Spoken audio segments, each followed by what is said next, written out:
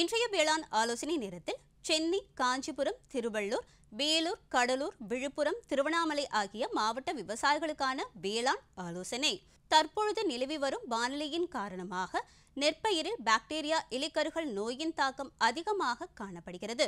இதன் அறிகுறிகள் இலைகளின் மேற்பரப்பில் வெள்ளை நிற கோடுகள் காணப்படும். நோயின் தீவிரம் அதிகமாகும் போது கோடுகள் பழுப்பு நிறமாக மாறி காய்ந்துவிடும்.